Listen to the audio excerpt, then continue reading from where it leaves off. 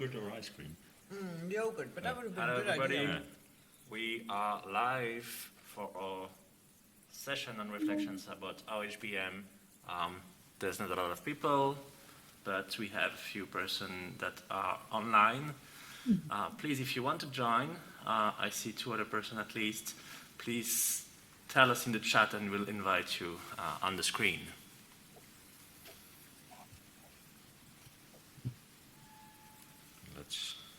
Let's wait. Let's wait For these 15 seconds. Yeah. Active peer pressure.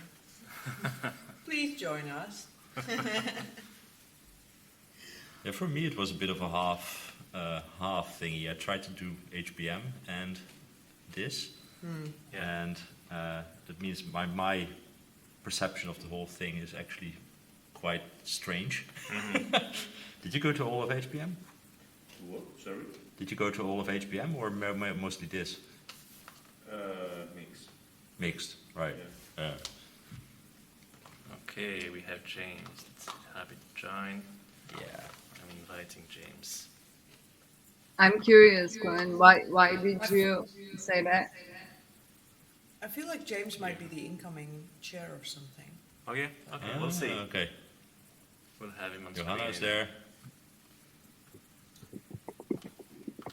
Would be interesting if people dialed in from their hotel rooms. Hello, James. Hello. Hey, hello. I consider that. So,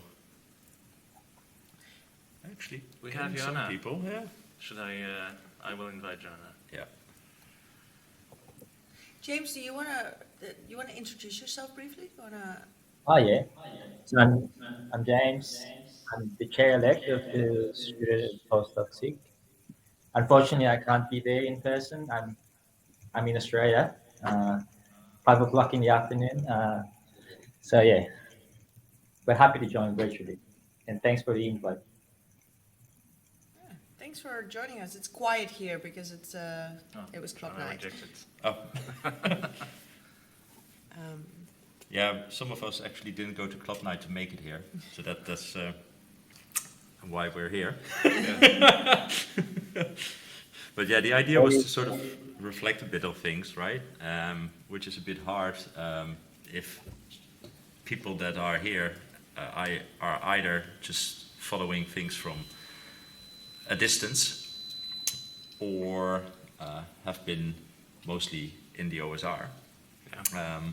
But yeah, I mean, I guess that while we were at the conference, there has been a bit of brainstorming as to what we liked about this year's things and whether there's possible improvements here and there. It's actually really nice that you're here too, James, because other 6 possibly have some very interesting input there. One thing that already came up was some things that the Open Science SIG could facilitate also for the student and postdoc SIG. One thing that is always of interest for us, for example, is to look for sponsors and whether we could potentially sort of join forces, see what drives sponsors to help us out and what we can in return mean for the student and postdoc SIG, for example, ideas in the context of inviting industry to sort of have people chat with industry, those kind of things. I'm not sure if, do you already do that? I possibly should know, but... Yeah, we do actually. We've held a pre-conference workshop about a couple of weeks ago, inviting about 3 industry people to talk about, future careers for people who want to go outside of the academia. So yeah, we've been doing that, and we're acknowledging that more and more people actually want that.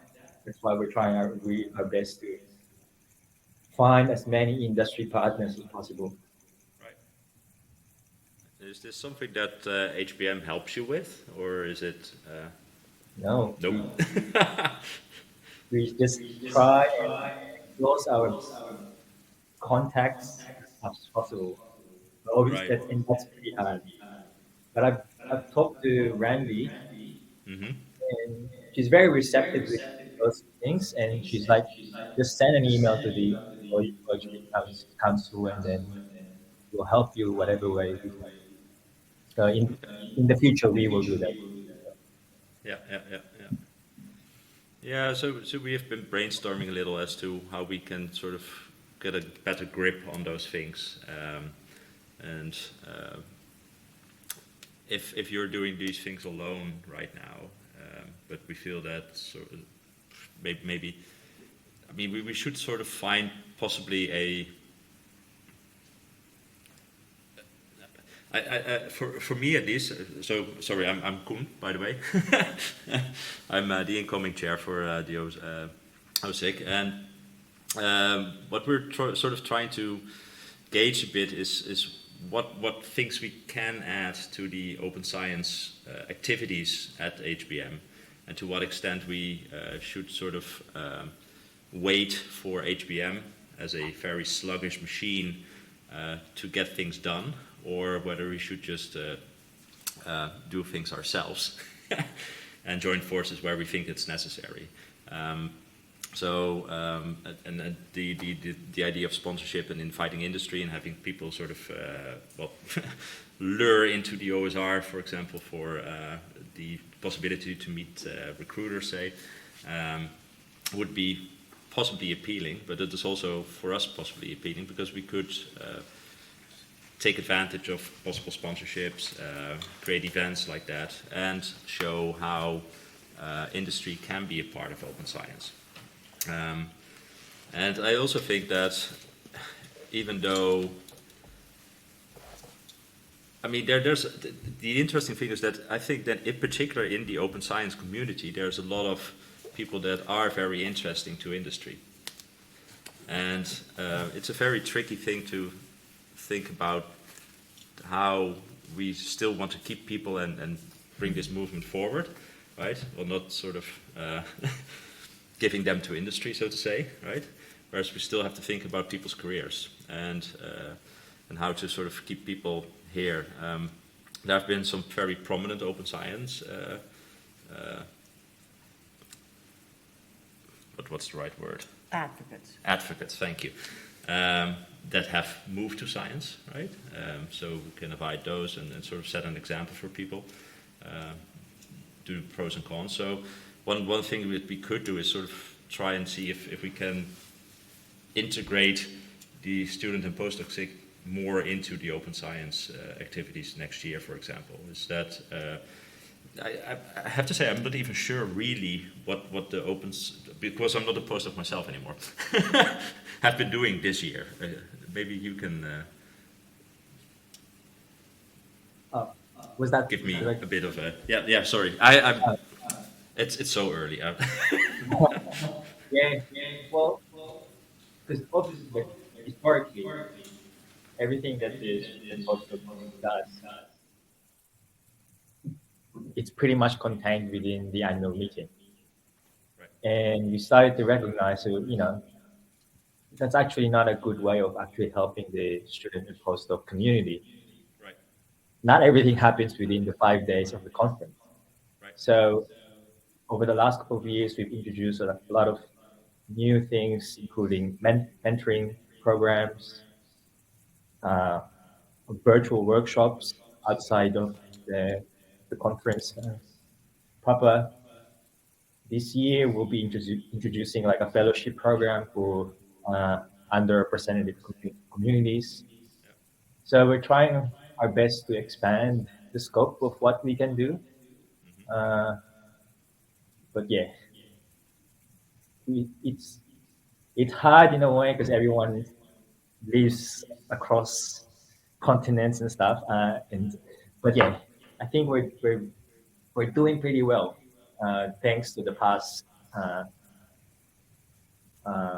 SIG chairs that I inherited these things, and everything seems to be running smoothly.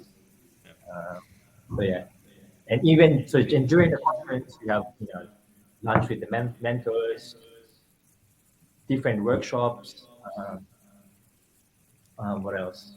club night, so we cater to both the scientific, professional, and social aspects of students and postdocs of Yeah. Yeah. OHBM. Yeah. So for you, OHBM, as in the conference, is much less central for your activities. Yeah, yeah, fair enough. We have some additional people in the room. Yay!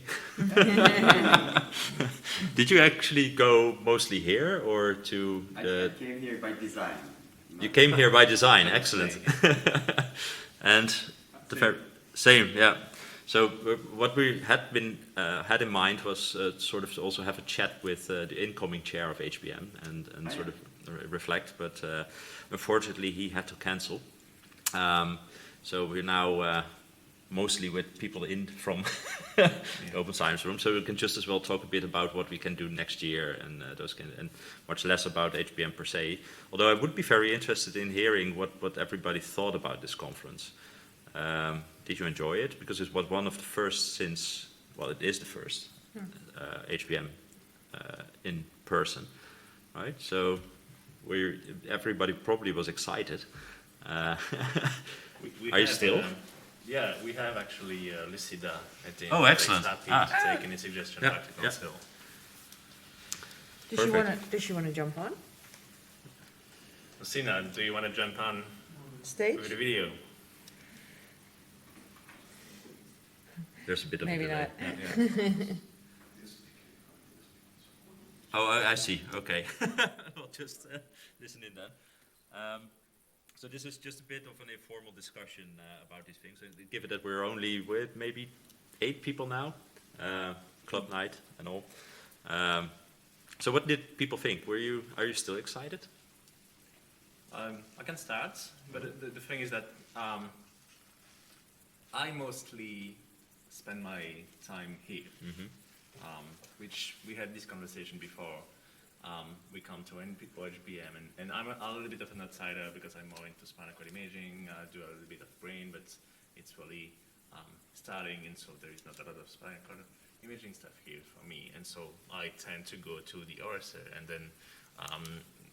then we actually pay a lot of money to just stay with your friends at the open science room, Right. and friends and colleagues, and so there is a question about should we continue, like, is it the best way to bring people into the open science room by going through OHBM? Mm-hmm. Yeah. So, but yes, I enjoy the conference and I enjoyed participating and I learned things from OHBM. So I'm glad I was able to come. I came because of OSR, but I'm happy to have been at OHBM. Yeah. So I'm gonna bring Joanna on stage. I did go to a bit of both Mm-hmm. because I was actively involved in several OHBM sessions as well. And so I quite like that. I do see the integration there, and I think the bits of OHBM that I went to, I thought were really good. I really enjoyed. The only thing I was a little bit disappointed by was that there was only live streaming from the main stage. Right. And because we had some really well attended, really valuable symposia in other rooms that, people could watch the recordings, but we all know recordings are terrible, both to make and to look at. Yep. So I have half of my lab is at home, couldn't attend for various reasons, either because they didn't have funding or because they had visa issues. And so I would have liked, I'm curious to hear what they thought, but I expect that they felt not fully engaged. So I just want to read a comment in the chat from Lucina that says, Mala, our incoming program share is open to the idea of doing virtual and in-person every other year, or some other option that doesn't involve meeting in person every single year. So I like that. Yep. not having a meeting, like in-person meeting for HBM, for example, in 2 years or something like that. I think when we had this session last year in the open science room, when we had the same conversation of where do we go, I think I suggested something like that, where I personally think that would work better than hubs, because if we were in hubs, then I wouldn't see you and most other people. Still have to form a You would visa, still, yeah, yeah, yeah, you yeah. would still not run into the people you want to run into, and you would still travel. So I'm not sure, particularly after coming this time and seeing how valuable it is to be all in one space. I don't know that that is the most interesting thing. So I would prefer something like that, because and then you can alternate. So I'm not sure, but oh, sorry, yeah. I think, sorry. I think James and I can also speak to the virtual component a little bit, because we experienced that from here. And I personally appreciated Open Science Room a lot, because that's the part where I felt really included, and I felt that, I attended everything I wanted to attend, even though it was in a, very absurd time zone for me. It's 2 a.m. right now. It's a little bit like availability that I was able to, versus most of the OHBM, maybe 80% of it I wasn't. And it just like, I also actually planned to go to OHBM, so it was double the disappointment for me, because I couldn't go because of the visa situations, and I was like almost entirely excluded from the conference, and everything that was happening. So yeah, James, I'm curious what your experience was like.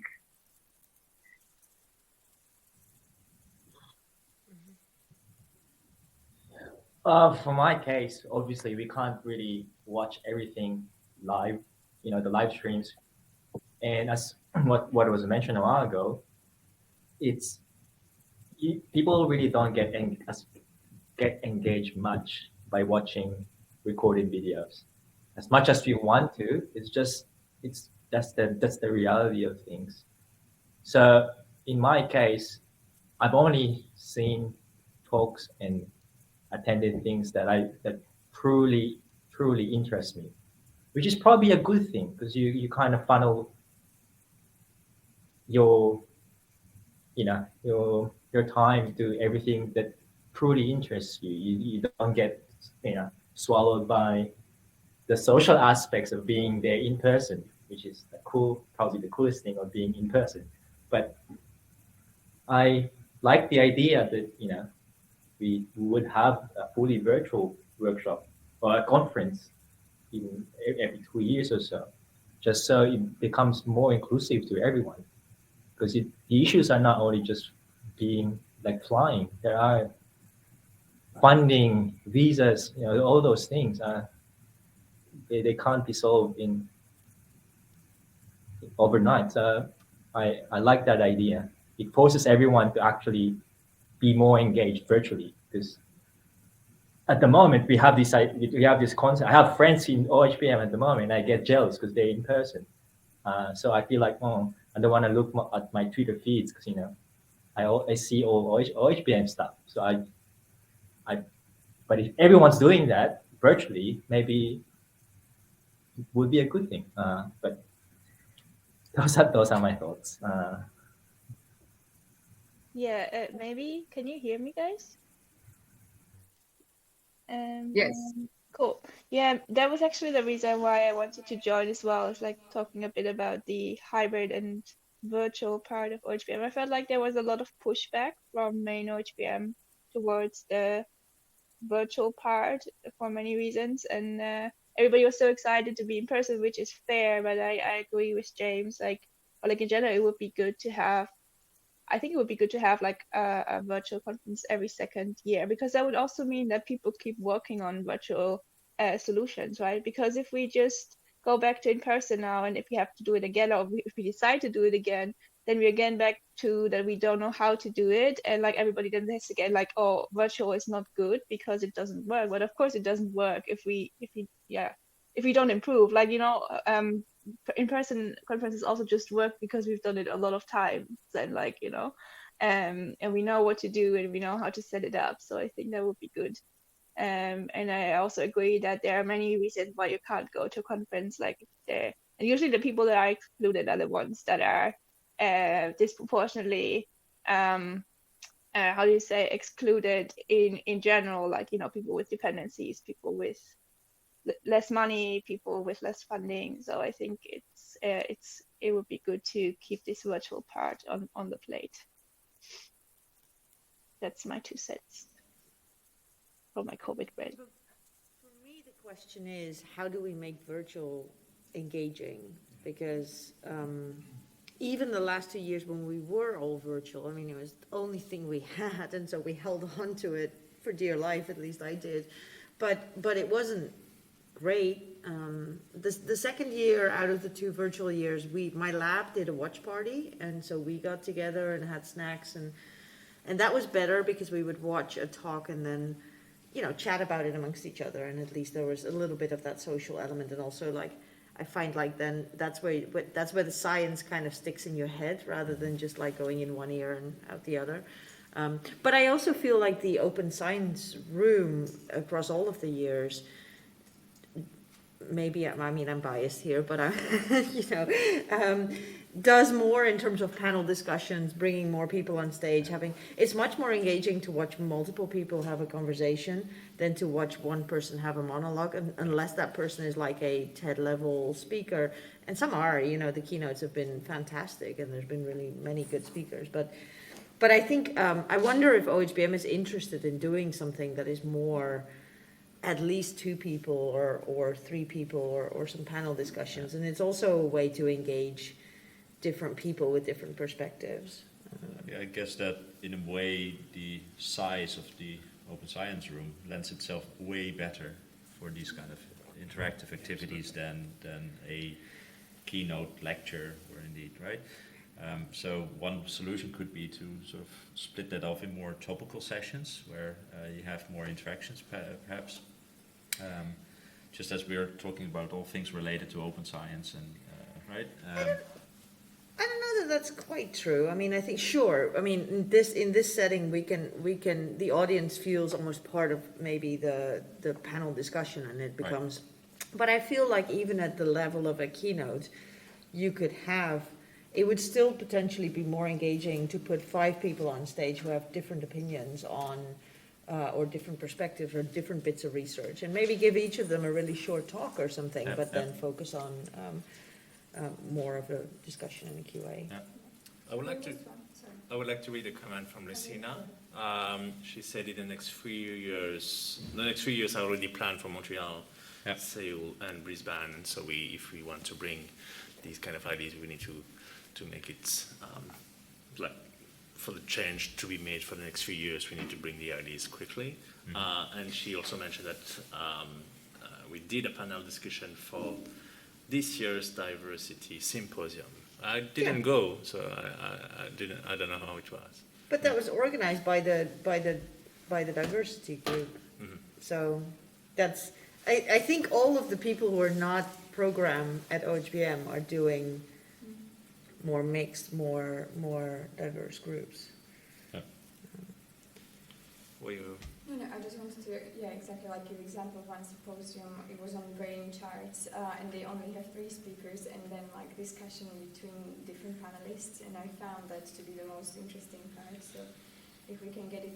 And I was thinking about discussions as well, so I really appreciate the ask the question tool, but I think because now everyone moves to the ask the question tool, it kind of hinders the discussion within the room that might come with the questions, because then everyone is kind of scared or shy to actually speak up to the microphone, given that everyone is asking questions there. So I don't know, I appreciated it because I'm too shy to ask a question, so I use the tool. But that kind of discussion, if the people start talking, then people are more prone to ask questions and get involved in it.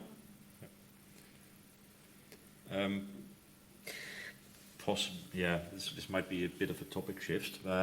Did we feel that the OSR activities were timed well with regards to what was going on at HBM? Right, because I mean, you want to see both things, perhaps, right? And we already have a lot of parallel sessions. Is that something that worked well for you all, or did you end up making a lot of bad choices? Yeah. I definitely hung out at the open science room most. That was my main OHBM, but I don't regret it. So, but I guess it's always hard with the scheduling. I remember we had like in 2020, I think, or like last year, it was virtual. We had even a policy that we couldn't have programmed during the main talks or whatever. So yeah, it's always tricky because yeah, there's already so much programming from OHBM. Right, we cannot overlap with poster sessions or keynotes. So the whatever was left, we took that.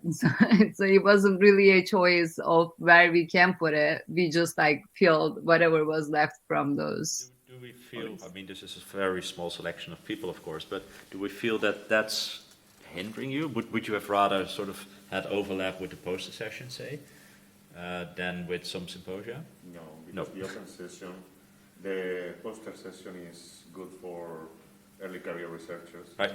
and they need to be there. So overlapping with the open science room would not be good for them. Right.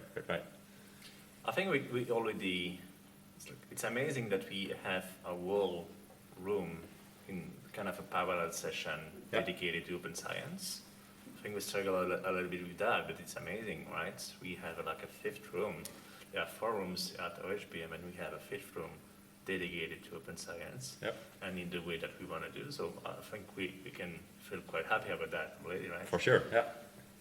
And it's, of course, a struggle to keep it up with the rest. And I think some people have been struggling with the program because it's open science, and sometimes open science is like a mean to achieve research, while the other 4 rooms are more about research and the heart of the research, right? But it's kind of, I think it's good in a sense that we have that this way, and we have that much space. Right.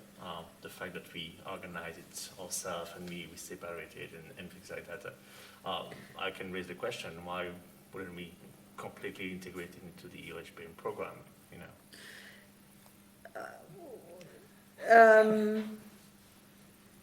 I agree conceptually that, I mean, I don't think there's much of a distinction. I think OHBM is largely an open science community as a whole. Right.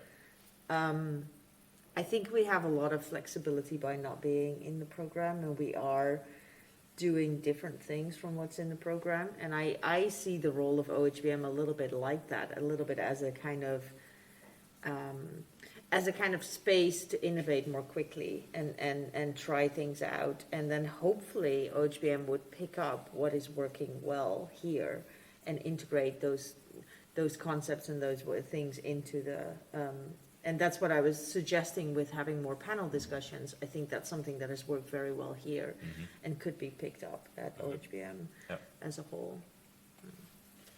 Also, we have our slots, right? We have the always the symposium that is basically granted for us. We have the open science gala, so that's very much part of main OHBM, and we are in the schedule.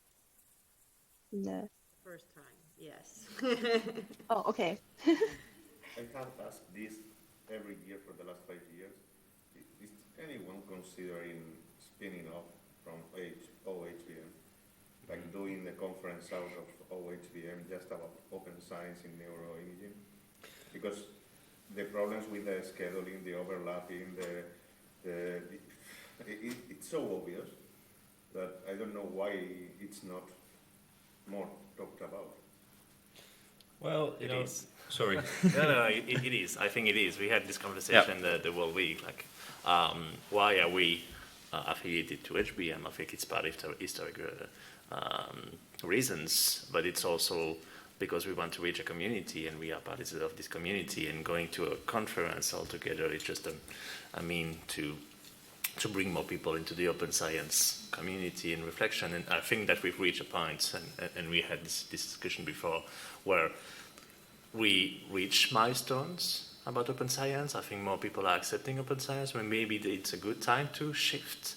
At the same time, organizing these kind of events completely separated for the conference, it might have down effects on amount of people that will be brought to open science. And so I don't know what is the best way if you want to spin off. There are other initiatives that we are organizing all the time, like BRENAC Global, and probably other communities in the open science world that we should reach out to. We need to have a larger conversation about that. How do we spin out? There was mentioned about probably next year is a good place in Montreal to have that conversation as well. We are close to ICMRM. A lot of us are also going to ICMRM. There's also this question, why are we with OHBM and not in ICMRM, when there are more people, when maybe open science not as integrated. So, I guess there are a lot of other communities that we could maybe just make sure that we are more represented in, for example, the Touring Way or the Carpentries or something like that. We could start with that. They have their own conferences, and if we kind of try to sneak in there, that could be a start. Or we could do more virtual stuff, but that's always, like throughout the year, that's always like really hard on us then, like if we organize that, because it's just more work. It's a bit of a shame that Michelle couldn't be here, because I would sort of have loved to hear how actually HBM themselves think about that, to sort of loosen that and have that be more as a side or satellite event, so to say. We have several satellite events already, right, that are just like organized completely independently from HBM, and we do certainly benefit from HBM organizing, booking the venue, like we have the room, right, being on the schedule, those kind of things, and so those are the drawbacks that you would be talking about. So we need to find a good way of doing that, I think. But overall, I guess that there are several reasons why one would want to sort of say, okay, well, you can go to OSR, you can actually already go to the OSR just by joining virtually, right? But can we also make this possible without actually registering to HBM itself, right? And I might imagine that that's something that we need to discuss on good terms with HBM themselves as well. We have a comment from Messina about that, and she says everyone in Council and NPC loves open science. It would be a pity if it was completely separated from the main conference. I have one additional point. So it's already difficult to get funding to get here to the main big event. So I wonder how it's going to affect the attendance if, especially young researchers or people who have not enough money, they would be kind of excluded from that, or potentially from smaller events. And maybe this is a question that maybe Lucina might be able to comment on, but I don't know what are the other specific rules for satellite events, like where, when, what, for how long, can they overlap, or with OHBM, those sorts of questions. I'm not. No strict rules. No strict rules. Okay. No, so Fidel, what are your main motivations for already arguing for some more separation for over 5 years now? Because I think that open science room crowd is big enough. Right. Not today, but that's because of Plan 9. It's big enough to be independent. People are interested. Many people don't come to the open science room activities because there are other things that are also interesting, and these are recorded, so you can watch them later. Yeah. I don't know. I think it's big enough to be its own thing. Right. And interesting enough, and important enough. So do people have ideas of sort of getting best of both worlds? No. I maybe have a one.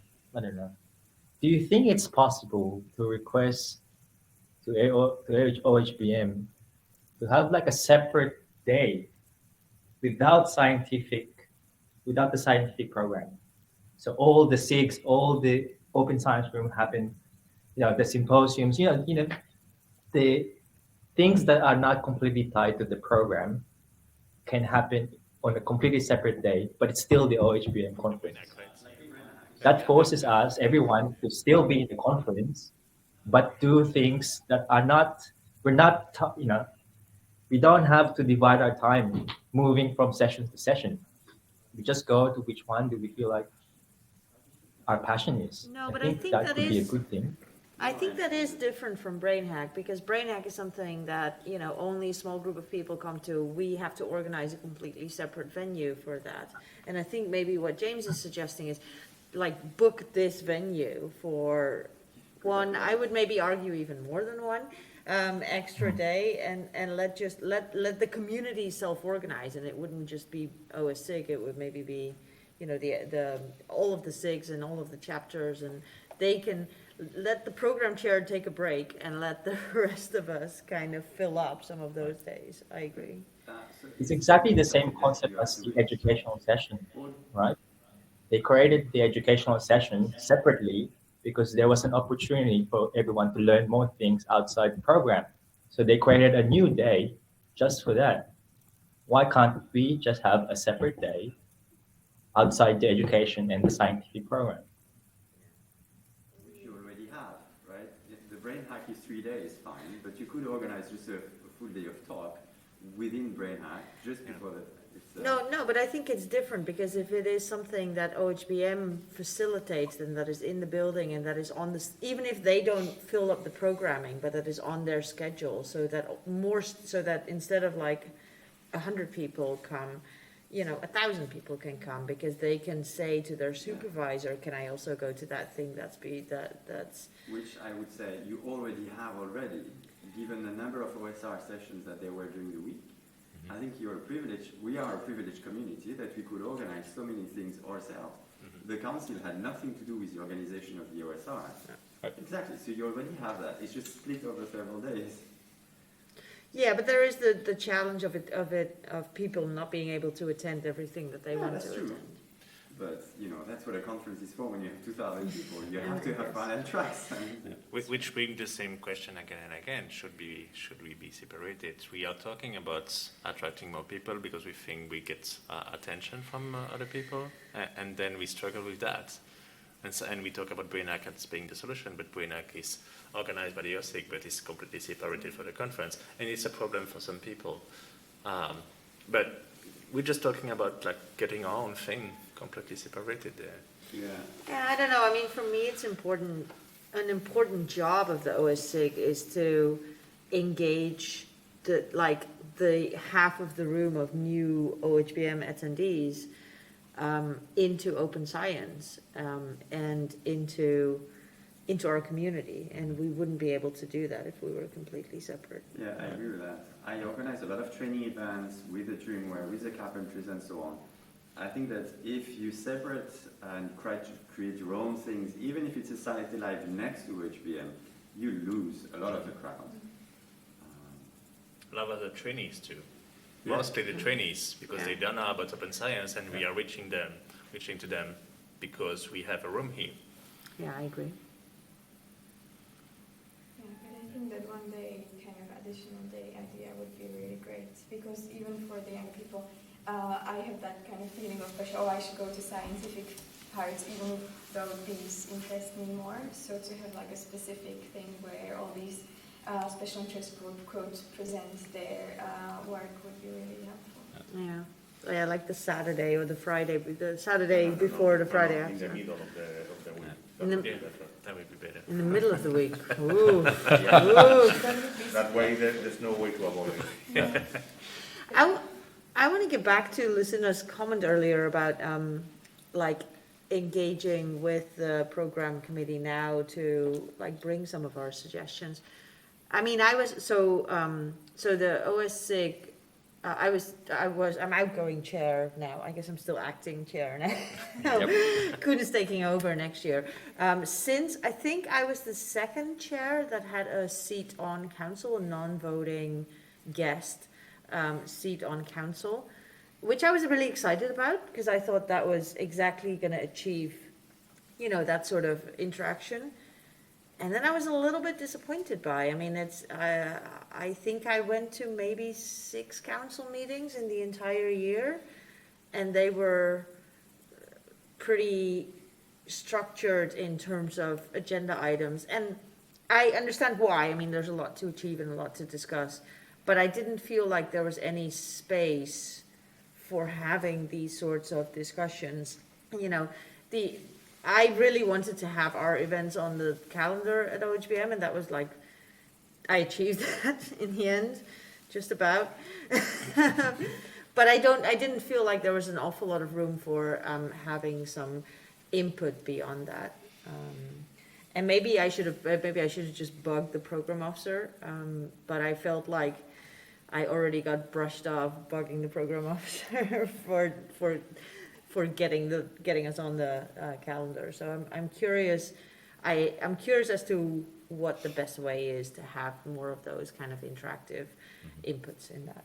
Can you expand on your experience with interaction on council? Why did you say that you're being bumped off? Why not? Because she's listening, so. I know, and I honestly think it is just because everyone's busy. I think, you know,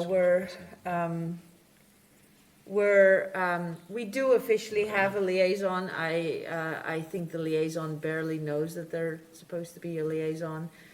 I honestly think that it is not. I think the people on council really value the OSCIG, and they don't mean to brush anyone off. I don't want to. I'm not pointing fingers. I think you should it's point fingers. Now no. I don't. time. No. I don't think that's constructive. I mean, I think I do feel like the SIG is valued and what we do is valued. And I know that everyone's, you know, the people who are on council are volunteers and they're senior scientists and they're busy in their scientific life and they volunteer for a position on council, and that's a whole extra job on top of that. And so you know, there's a lot, and I'm not, and that's why I don't want to point fingers. But I think there is more. I wish we could have this conversation a little bit more with council, and I would be happy to have that early on, but I don't know what the platform for that is. I don't know how the council works. Should we have a more prominent seat on the council with decision? I don't know that Power. decision would help all that much, because if you have a voting seat, then you can just, there's a lot of voting that happens on council. You know, the council meetings just, they start with like the meeting notes have to be approved, and so someone has to like put forward a motion to approve the meeting notes, and then there has to be a vote, and then it's like very formal. And me being able to raise my hand or not raise my hand would not have changed anything on that. So I don't think it's that. So we have more comments from Lisina. She said a few years ago, Daniel Margulies was program chair, but the conference were totally virtually. So he didn't get to implement a lot of his novel open science idea. Of course, if we are on the higher level of the organization of OHBM, we can have more impact. I think that's also true. That is and she my also plan. says, just email Mala. So we should raise our concern, I think, and try to reach more and be more involved if we want to make some changes. Yeah, I would love to be Don't program be chair shy. soon. Maybe it's good to send an email to the members of OHBM to know what they think, maybe a poll or something like that, to know if they would support the idea of a day dedicated to open science, or because maybe the program of the council thinks is that, yeah, it's okay like it is right now because everybody is in favor of that, but maybe people are more in favor of expanding it. It almost appears to me that this is going rather toward a direction of more integration rather than separation. I just want more. Either way. Yeah. The community is so large now, we need more communication. Absolutely, yeah. So, and then that possibly depends on how early we start with that. So let's do that. Like I said, it's unfortunate that Michelle couldn't be here. That already. But thank you for Lucina for Exactly. being here. Yeah. So one thing that's also a bit of a concern that's increasingly raised, I guess, also at the HBM people themselves, is the concern of costs of attending the conference, right? And that's also a concern for the open science community, right? Who now need to go through, unless they join virtually.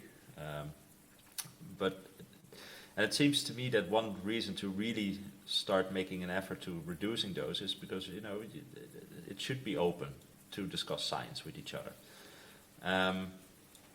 And I also heard some remarks here where we said, well, we could potentially focus a bit more on science and not so much on implementation or facilitation of science per se, right? So what, do you have ideas about these kind of things? Should we be including more scientific content in the OSR? What do you mean by facilitation of science? Software. So That's the tools only that conference help we us can do speak it. about software. Sorry? It's the only conference we can speak about software. Right, yeah. No, but Yeah, I think that's what people like with this conference. Right. I've heard so many people say, I'm coming to OHBM because it's what it is. Right. We have people that do development of methods, that do open science, that do software, that reach to our community, and that's why they are coming to OHBM. And I think that's the nature of OHBM. So Exactly. You take the software away, I leave. no, I'm not saying I'm taking the software away. I'm saying should we add more of what the open science, or open science is broader than just software, right? It is also education. It is for the fact that there is open textbooks that are being shared. It's all of those things. So should we broaden our activities in that regard, right? And Which would be possible with a separate conference. or more integration. So do you think Steve would pay for you to go to a completely separate conference? Yeah, it's in my grant already, the money to go to conferences. have a grant. So, yeah, But for those that don't have the grant. yeah, she asked me. Yeah. That's fair. One reason I'm raising this is because a lot of you, I mean, if you want to go to a conference in person, right, you have the registration fees, but you also have to travel there, depending on where it is, right? For somebody in the UK, it's relatively cheap right now, but you still need to book a hotel and those kind of things, right? For somebody in the US who needs to get here, it's increasingly expensive.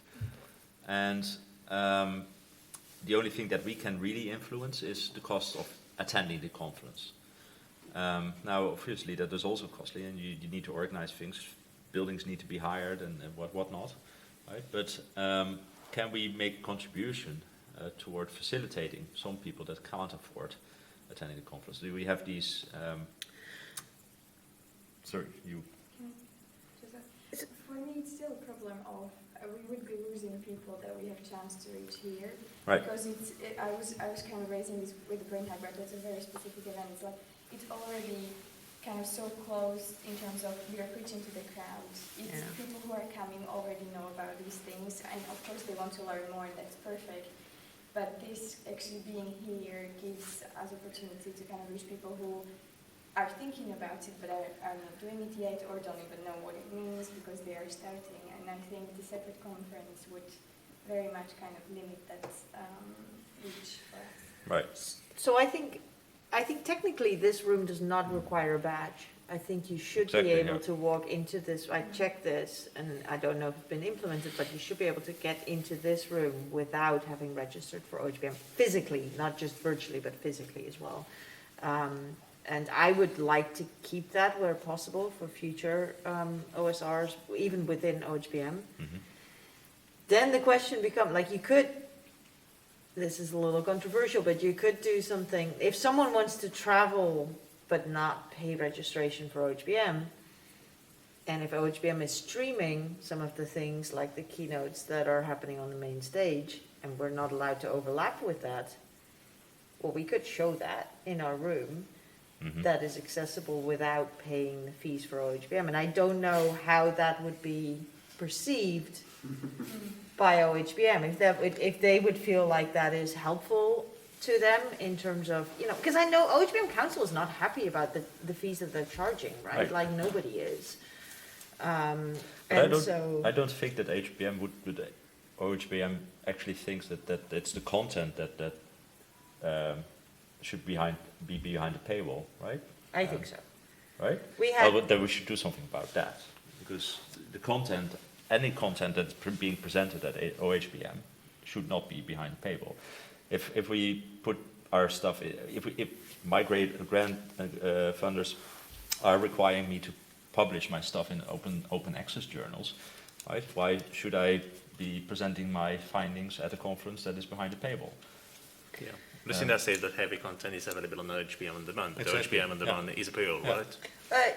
Yeah, but there were discussions on council last year about how long it should be available to members only, and there Right. were discussions ranging anywhere from, well, I said it should not be available only to members ever. It should just like go, as soon as it's ready to go out there, it should go out there, because I was the OSC representative. Should be forever.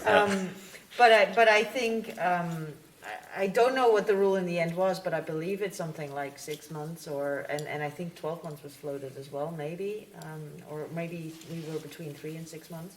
I think that's still a pretty long time. Mhm. But it should be forever. I read No, here. forever, Yeah. that's how long it's on there for, and that is long-term. Right. But when does it become open to anyone who's not a member? And I Right. believe at the moment that is only after 3 or 6 months. I see. Yeah, so there's things to gain, potentially. Which is fine. I mean, Yeah. you know, we don't need to know everything right now, right?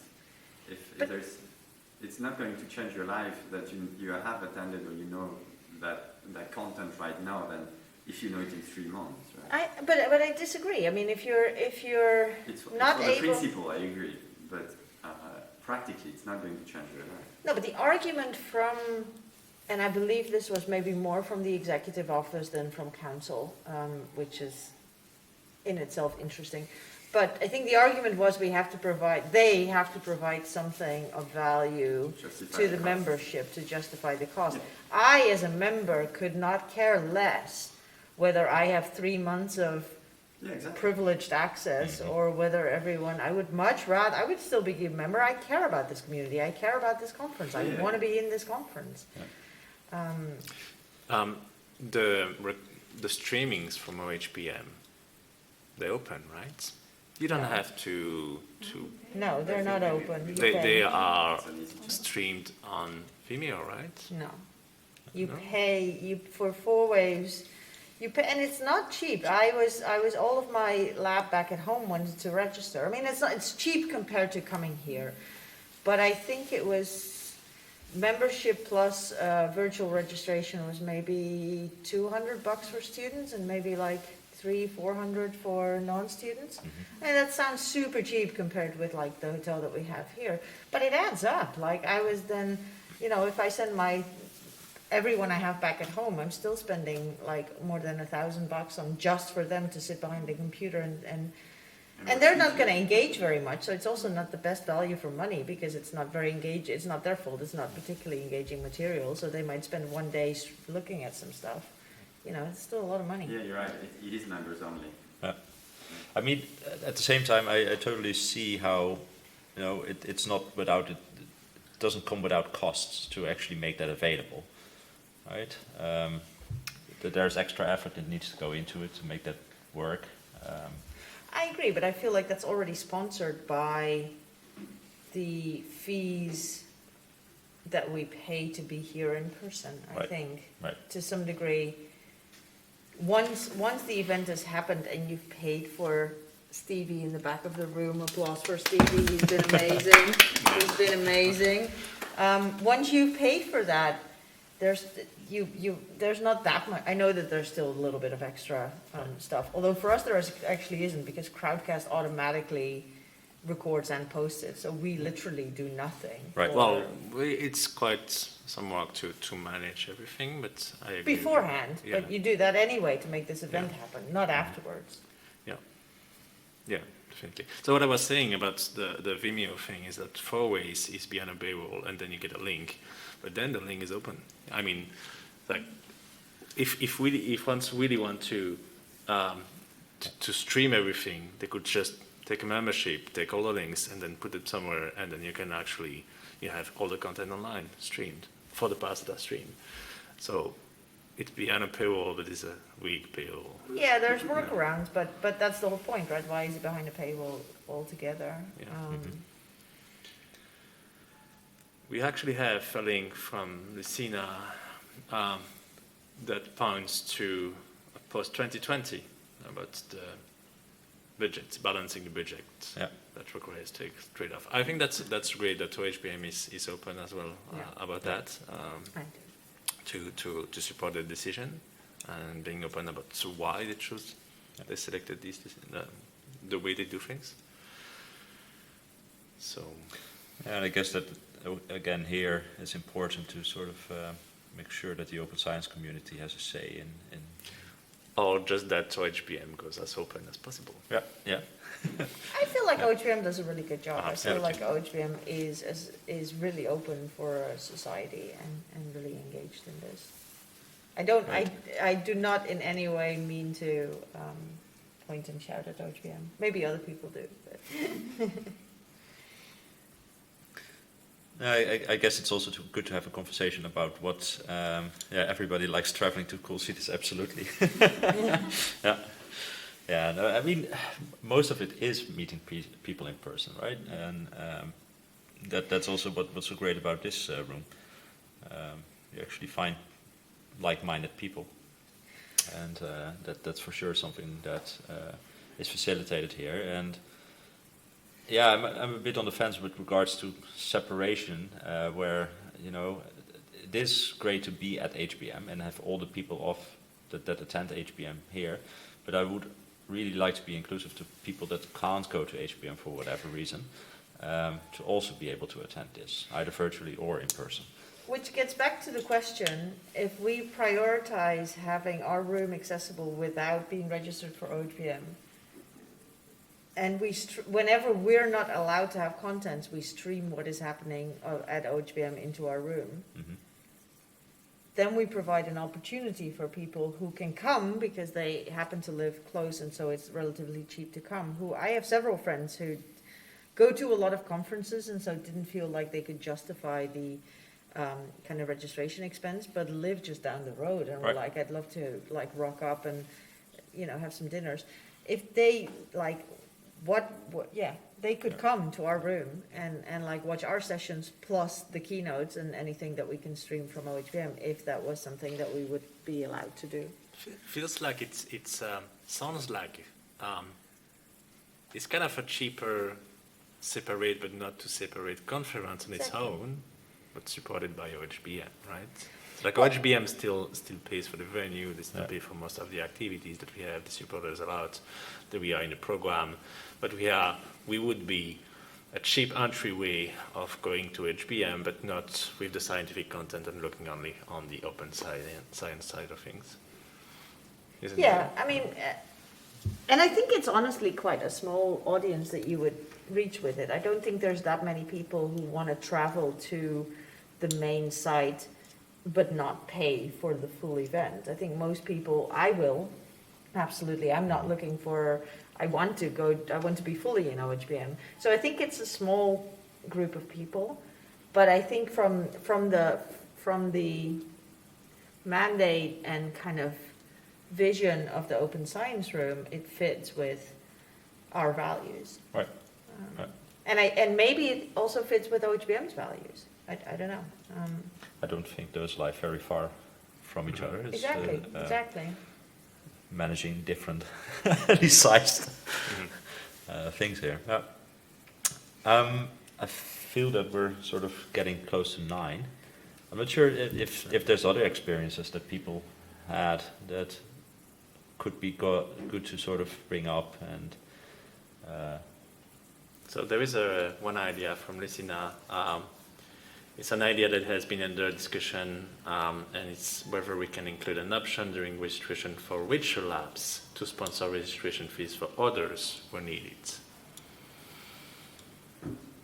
I mean, define a rich lab. I don't. I have money. Like a donation thing. Yeah. Well, practically that wouldn't be possible for me because I wouldn't be able to tell my funder that I'm doing that. Yeah. And I mean, I think the fact is the richer labs have more people that they want to send to conferences. So already, I mean, I've heard from like Christian Beckman, for example, who, I've heard him say like, and I hope he doesn't mind me calling him out here, that it's expensive because he wants to send, I send 1 or 2 students here. He would like to send maybe 10 students here. And so it's already a lot more expensive for the richer labs that are also larger labs and that have their own trainees to send to the conference. Yeah. And so I don't know if there's then still money in the bank to also Support sponsor other, other people's. He lives next door. Yeah, well, in this case, Right. I mean, that's a year-to-year thing, right? That should average out for everyone, how expensive the travel is. Exactly. But there is sponsorships for specific minorities, I guess. But yeah, I mean,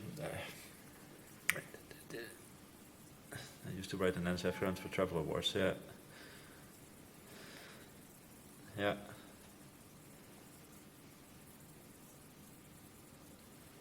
We're just reading on the chat. Yeah, sorry. It goes so fast. Yeah, it's a difficult problem, and I guess the only real solution is there to see where we can scrape off some of the costs. But it will never be free, right? I mean, there's always costs associated with organizing a conference in person, and we have to accept that. And the same goes for possibly like what we're doing here, right? The downstream consequence of being more separate would be also more financial independence, and that means So getting this room, for example, is not Right. something that the CEO or Brenhack would have been able to do. which is possible, but it means a lot more work, for example, in getting sponsors and whatnot. But it might be easier for a smaller group with a very specific mission than for a large organization like HBM to get sponsorship. One thing I would want to point out is that we're relatively independent from industry.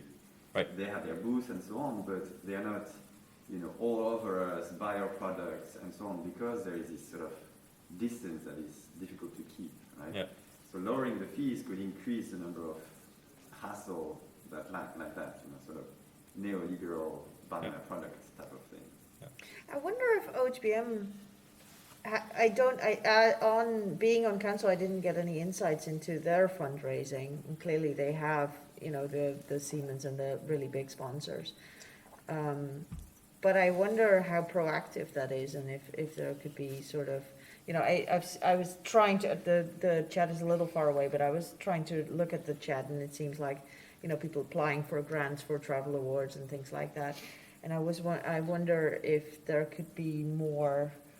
There is money. a fundraising committee, Right. but fundraising is difficult these days, and there are like maybe 10% on this committee, all trying to get sponsors. Okay. OSR has made a good job over the years of getting some of the sponsors, but it's definitely not a lot of money. Except if we can get, like we had discussions about getting grants and everything like that, but as mentioned by Christina, it's fairly difficult at the moment to get grants for conferences, so it's tricky. And are sponsors offered to sponsor specific things, like in the way that we ask sponsors, do you want to support the OSIC as a whole, or the OSR, or the hackathon, for example? Like, could we offer sponsors, like, do you want to sponsor specifically, reduce registrations for? But it's already done, I think. Yeah, okay. I think it's already Okay. done. was You a sponsor the conference, and then some sponsors don't want to sponsor OHBM. They want to sponsor the student and postdoc SIG, or they want to sponsor the OSR. And they already had these options of bringing money to the rights community within OHBM. Fair enough. It doesn't bring that much money, I believe. Maybe it could, but it would take a really, really strong effort, and that's volunteers that Yeah, go into this absolutely. fundraising. And fundraising, that's a job. Like to be able to have a foundation and raise money for a cause, that's a full-time job. Yep. So it's tricky. All right. Well, I guess that brings us to thanking for your input so much. I have to catch a flight. Okay. Let's maybe we should definitely try to write the best idea that we have. Yep. Try to bring them to council. Try to contact everyone that we can, depending on. Yeah, there's the general assembly happening next week, Right. virtually, that we can go to. Yep. I want to say a huge thank you to Lucinda as Oh, well for absolutely. engaging with Yep. us from the hotel room and kind of being the representative for council, and that's awesome. Thank you. Thank you all.